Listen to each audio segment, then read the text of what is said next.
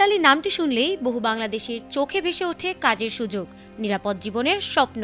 ইউরোপের এই দেশটি যে প্রবাসে যাওয়ার সবচেয়ে পরিচিত গন্তব্যগুলোর একটি, তা নতুন করে আর বলার অপেক্ষা রাখে না। কিন্তু সেই ইতালির দক্ষিণাঞ্চলেই হঠাৎ করে নেমে এসেছে প্রকৃতির ভয়ঙ্কর রোষ।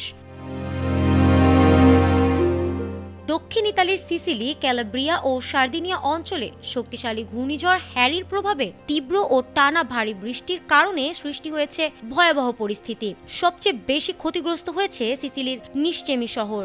সেখানে প্রায় 4 কিলোমিটার এলাকা জুড়ে বড় ধরনের ভূমিধস দেখা দেয়। মাটি ধসে পড়ে বসতবাড়ি, সড়ক ও অবকাঠামোর ওপর। এ কারণে অন্তত 1500 জন মানুষ বাস্তুচ্যুত হয়েছেন বলে জানা গেছে। নিরাপত্তার কথা বিবেচনা করে হাজার হাজার মানুষকে ঘর ছাড়তে বাধ্য করা হয়েছে। পরিস্থিতির ভয়াবহতা বিবেচনায় ইতালির সরকার 3টি অঞ্চলে জরুরি অবস্থা ঘোষণা করেছে। ক্ষয়ক্ষতি সামাল দিতে এবং উদ্ধার কাজ জোরদার করতে প্রাথমিকভাবে 10 কোটি ইউরো বরাদ্দ দেওয়া হয়েছে। ঝুঁকিপূর্ণ এলাকাগুলোতে নিরাপত্তা বলয় আরও বাড়ানো হয়েছে এবং কিছু গুরুত্বপূর্ণ সড়কে যান চলাচল বন্ধ রাখা হয়েছে। তবে এই ঘটনায় নিশ্চেমি বা আশেপাশের ক্ষতিগ্রস্ত এলাকায় কোনো বাংলাদেশি ক্ষতিগ্রস্ত হয়েছে কিনা সে বিষয়ে এখনও নিশ্চিত কোনো তথ্য পাওয়া যায়নি।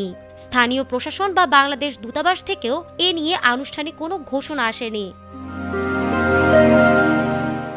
ইতালিতে বিপুল সংখ্যক বাংলাদেশির বসবাস থাকায় প্রবাসী মহলে স্বাভাবিকভাবেই উদ্বেগ তৈরি হয়েছে। পরিস্থিতির ওপর নজর রাখা হচ্ছে। নতুন কোনো তথ্য মিললে তা জানানো হবে বলে সংশ্লিষ্ট সূত্রগুলো জানিয়েছে। ইতালির এই জরুরি অবস্থা মোকাবিলায় সরকারের পক্ষ থেকে প্রয়োজনীয় ব্যবস্থা নেওয়া হচ্ছে বলেও জানা গেছে। ফারহানা হক, এটিএন বাংলা।